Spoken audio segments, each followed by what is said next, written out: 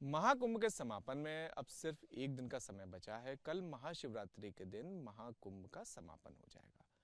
64 करोड़ से ज्यादा लोग अब तक स्नान कर चुके हैं महाकुंभ में।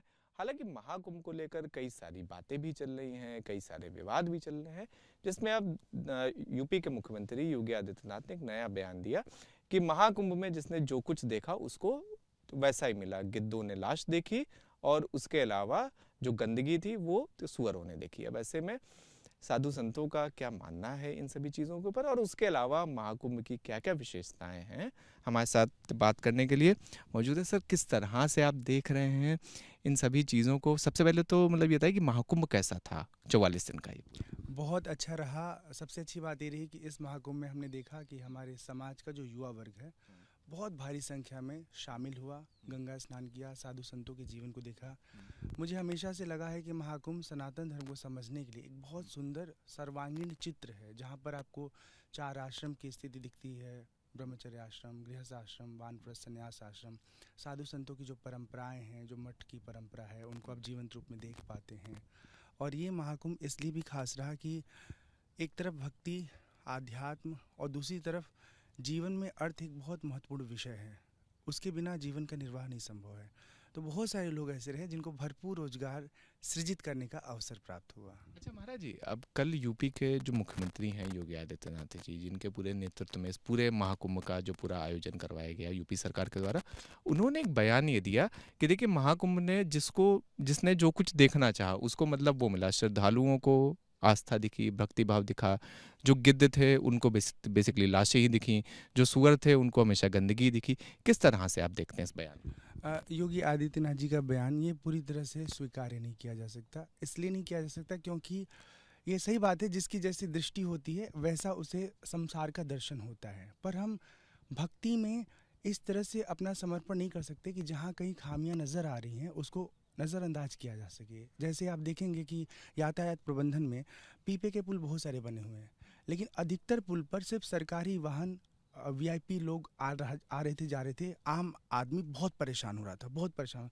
तो यातायात की समस्या को स्वीकार करना पड़ेगा। योगी आदित्यनाथ जी को मैं निवेदन करूंगा कि आप बहुत पारदर्शी तरीके से एक समीक्षा करिए और जो गलतियां प्रशासन के द्वारा, प्रबंधन समिति के द्वारा हुई हैं, उसको स्वीकार करके यह प्रतिबद्ध हुई है कि अगले आयोजन में हम इन सब चीज़ों का ध्यान रखेंगे। महाराज, आपने बहुत ही अच्छा विषय भी उठाया है ये वाला कि जो भी चीज़ें हुई हैं उन्हें बेसिकली स्वीकार हमें करना चाहिए।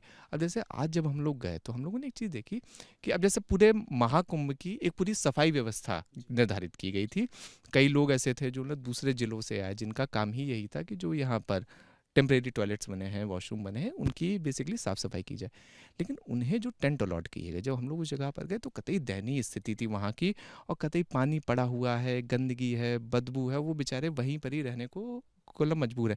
तो ये सारी खामियां तो हैं जिसे को प्रशासन को ठीक करना चाहिए था, लेकिन पिछले 10 दिन से प्रशासन बिल्कुल मतलब आंख मूंदे बैठा हुआ है। अब इतनी बड़ी व्यवस्था है, बहुत भारी संख्या में लोग आ रहे हैं और आपको पता है यहीं पर सारा जो अवशिष्ट जल है वो पड़ा हुआ है। आप किसी भी टेंट के पास जाके देंगे तो टेंट के कॉर्नर में जो एक एक नाली बना हुआ है, उसी में सारा पानी वो रुक रहा है। तो जल निर्गमन की कोई समुचित व्यवस्था नहीं हो पाई थी।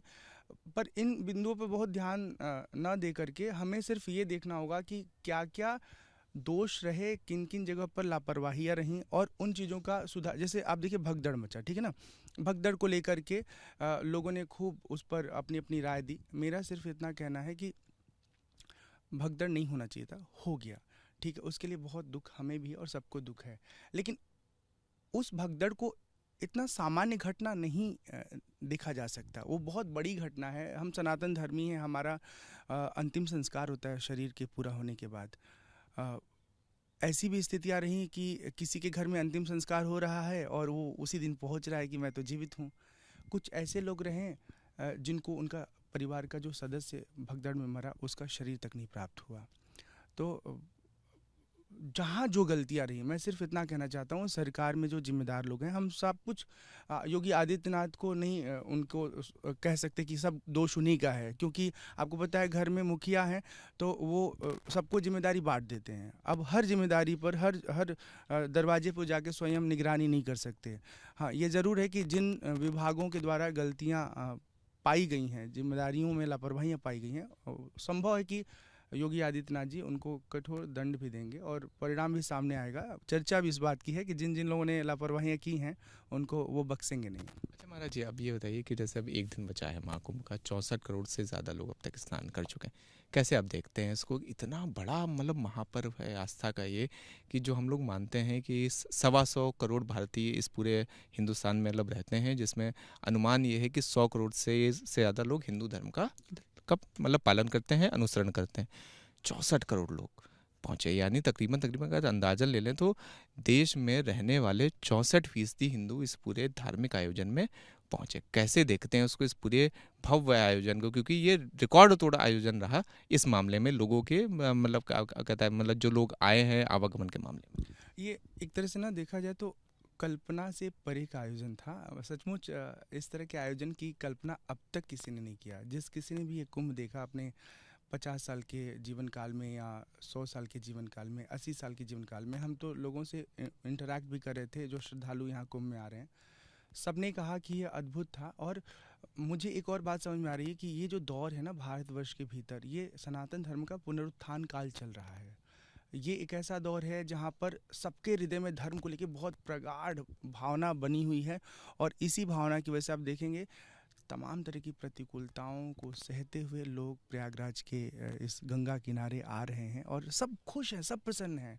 बस एक ही इस पूरे कुंभ आयोजन की पीड़ादायी स्थिति रही, भगदड़ जिसमें कुछ लोगों की जानें गई हैं, उसको उसको याद करके बार बार दुख होगा, सबको दुख होगा।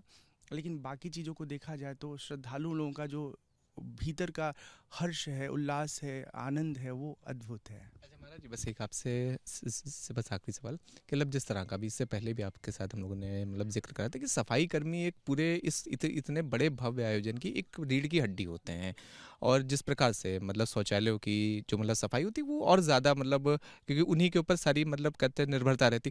लेकिन अगर ऐसे लोग ही इतने नर्क जैसे मतलब माहौल में मतलब रहेंगे और बहुत ज़्यादा मतलब स्थिति इतनी ज़्यादा मतलब पीड़ादायक है कि जैसे मान लीजिए ये टेंट है और उसके ठीक सामने ही पूरा बड़ा सा नाला निकला हुआ, तो इन स्थिति से तो बचा जा सकता था जो मतलब प्रशासनिक अधिकारी हैं।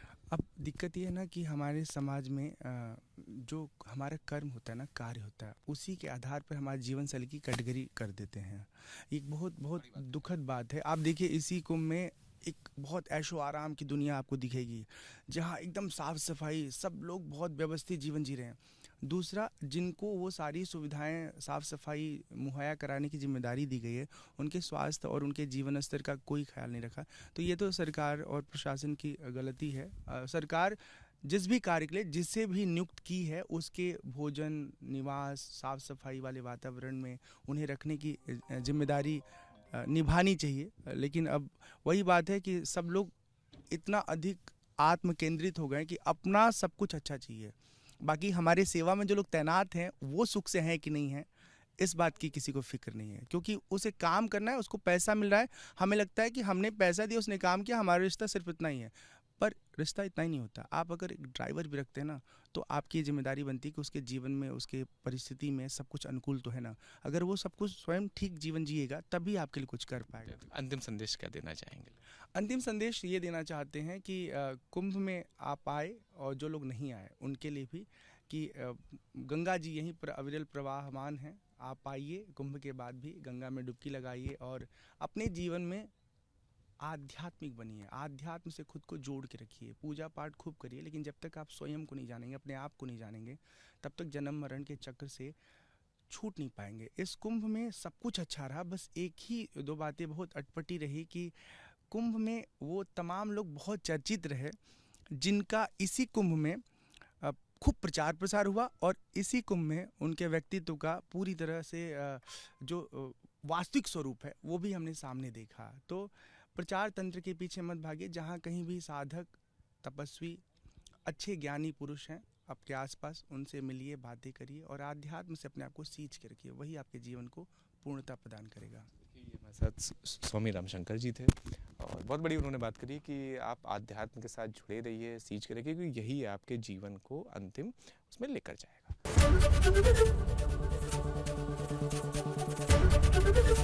एबीपी गंगा, खबर आपकी, जुबान आपकी।